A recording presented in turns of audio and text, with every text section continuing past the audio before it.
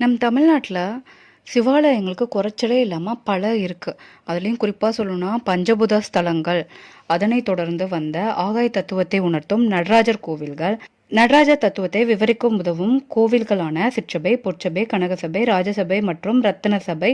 இவை தவிர நவகிரகங்களின் தாக்கத்தை கட்டுப்படுத்த உதவும் நவகிரக கோவில்களான சூரியனார் கோவில், திங்களூர் கைலாசநாதர் கோவில், வைத்தீஸ்வரன் கோவில், திருவெங்காடு சுவேதாரண்யேஸ்வரர் கோவில், ஆலங்குடி ஆபத் சகாயேஸ்வரர் கோவில், கஞ்சனூர் அக்னீஸ்வரர் கோவில், திருநள்ளாறு தர்பாரண்யேஸ்வரர் கோவில், திருநாகேஸ்வரம் நாகநாத சுவாமி கோவில், கீழ்பெரும்பள்ளம் நாகநாதர் கோவில்.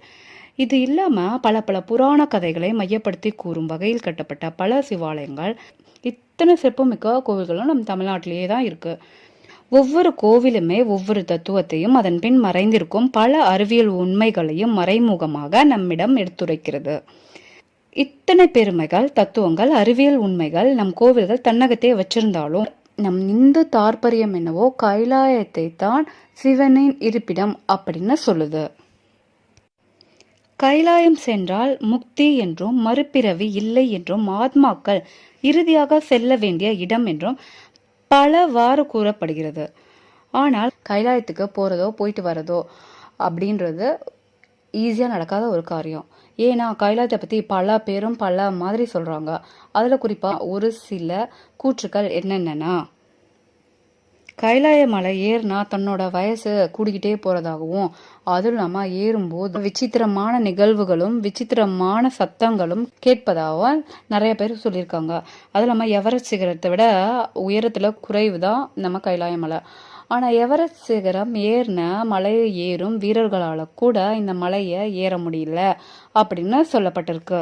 இப்படி யாராலுமே போக முடியாத கைலாயத்திற்கு நம்ம ஊர் தமிழ்நாட்டை சார்ந்த சிவன் அடியார்களான திருஞான சம்பந்தர், சேரன் பெருமான், காரைக்கால் அம்மையார், ஔவையார், அப்பர் பெருமான், திருமழிசை குறும்பர் நாயனார் இவங்க எல்லாருமே கைலாயம் போய் சிவனோட அருளை பெற்று வந்தாங்க அப்படின்னு நம் தமிழ் திருமுறை பாடல்கள் கூறுகின்றன.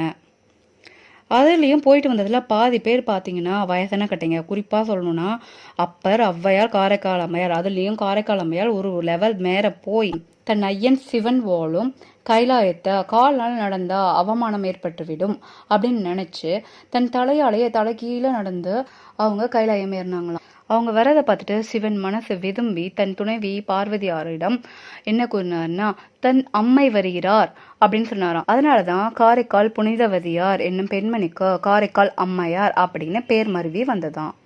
கைலாயம் என்னவோ எவரெஸ்ட் மலையை விட குறைவான உயரம் தான். அதாவது எவரெஸ்டோட உயரம் 8848 மீட்டர். கைலாயத்தோட உயரம் என்னமோ 6638 மீட்டர் தாங்க.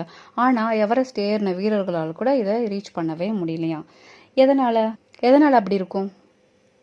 ஏன்னா எப்பயுமே சிவனை புற ஆராய்ச்சிக்காகவோ பக்தி இல்லாமல் சும்மா சாகசத்திற்காகவோ அவனை அணுகிறது என்பது இயலாத காரியம். நம்ம சிவன் அடியார்களால் எப்படி கைலாயம் ஏற முடிஞ்சது அப்படின்னா, அவங்க ஆராய்ச்சிக்காக புற ஆராய்ச்சிக்காகவோ அன்பில்லாமலோ சும்மா சாகசத்திற்காக அவங்க ஏறலை. அவங்க உண்மையிலேயே சிவன் மீது நீங்க அன்பு கொண்டு அக ஆராய்ச்சி செஞ்சு பக்தி மேற்கொண்டு தன்னை சிவன் கிட்டேயே சரணடைஞ்சு அந்த கைலாய மலையை ஏறினதுனால தான் அவங்களால கைலாயத்தை ரீச் பண்ணி சிவனோட அருளையே பெற முடிஞ்சது. ஆனால் இப்படி சந்நியாசம் மேற்கொண்டு துறவு மேற்கொண்டு பல சித்துக்கள் செஞ்சு உடலை வருத்தி தான் சிவனோட அன்பை பெற முடியுமா? அப்போதான் சிவனுக்கு நம்மளை பிடிக்குமா?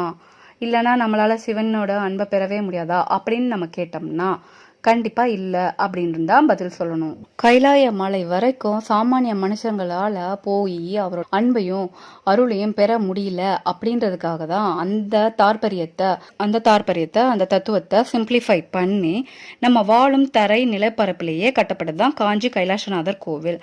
இங்க சென்றாலும் கைலாய மலைக்கு நிகரான அதே பலன் தான் கிட்டும் வகையில தான் கன்ஸ்ட்ரக்ட் பண்ணிருக்காங்க. எல்லாமே ஓகே.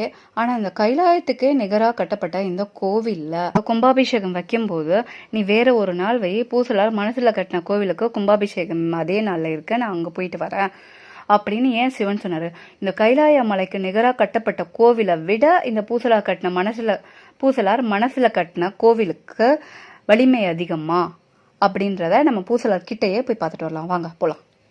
அன்றினார் புறம் எரித்தார் காளையம் எடுக்க எண்ணி ஒன்றும் ஆகாததாக உணர்வினால் எடுக்கும் தன்மை நன்றென மனதினாலே நல்ல ஆலயத்தான் செய்த திரு நின்ற ஊர் பூசலார் தம் நினைவினை உரைக்கலுற்றாம் அப்படின்னு சொல்ற பெரிய புராணத்தோட வரிகள் என்ன சொல்லுதுன்னா, பூசலார் அப்படின்ற சிவனடியா சிவனுக்கு ஆலயம் கட்டி எல்லா அனுட்சணமும் அவருக்கு பூஜை செஞ்சு வாழணும் அப்படின்னு நினைச்சு சிவன் ஆலயம் எழுப்புறதுன்னு லேசான வேலையா? ஸோ அதனால எல்லாருக்கிட்டையும் நிதி திரட்டி ஆலயம் செய்யலாம், கோவில் கட்டலாம் அப்படின்னு நினச்சி அவர் வந்து எல்லாருக்கிட்டையும் வந்து டொனேஷன் வந்து கேட்க போனாராம். ஆனால் அவருக்கு அந்த அளவுக்கு போதிய டொனேஷன் எங்கேயுமே கிடைக்கலையா, நிதின்னு ஒன்றும் வந்து சேரவே இல்லையாம்.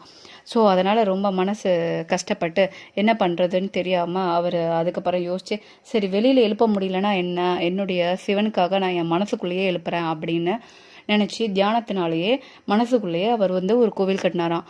எப்படின்னா சும்மா அப்படியே டைரக்டாக அப்படியே சிவனை நினச்சிட்டு உட்காராம அவர் எப்படிலாம் நினச்சாரோ மெட்டீரியல் செலக்ட் பண்ணுறதுலேருந்து ஃபவுண்டேஷன் போடுறது, ஒவ்வொரு லெவல் பை லெவலாக அந்த ஒவ்வொரு ஸ்டேஜ் பை ஸ்டேஜாக எப்படி நம்ம வந்து வெளியில் கன்ஸ்ட்ரக்ட் பண்ணுவோமோ அதே போலயே மனசுக்குள்ளேயே கன்ஸ்ட்ரக்ட் பண்ணி அதுக்கப்புறம் ஒரு நாளில் அதை ஃபினிஷ் பண்ணி அதுக்கப்புறம் வெளியில் பண்ணுற மாதிரியே கும்பாபிஷேகம் வச்சுருக்காரு.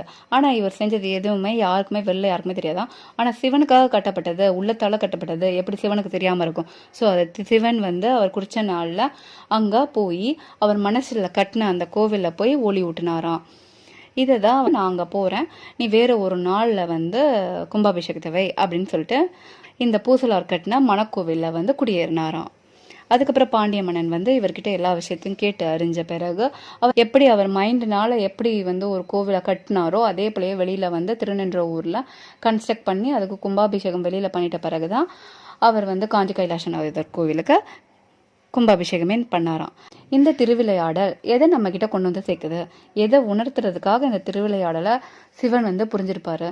கைலாயத்துக்கு நிகரான கோவிலை விட்டுட்டு மனசுல கட்டின கோவிலை எதுக்காக வந்து குடியேறினாரு அப்படின்னு நம்ம பார்த்தா,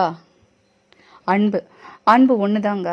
நம்ம அங்கே இங்கே தேடி சிவனை அலையவே தேவையில்ல, மலை ஏறி போய் பார்க்க முடியும் அப்படின்னா அவங்களால போய் பார்க்க முடியும். நம்மளை மாதிரியான சாமானிய மக்கள் இல்லறத்தில் இருந்துக்கிட்டு அவ்வளோ தூரம் போகிறது அப்படின்றது நடக்காத காரியம். அதுக்காக தான் தரையிலேயே காஞ்சி கைலாசநாதர் கோயிலை கட்டியிருக்காங்க.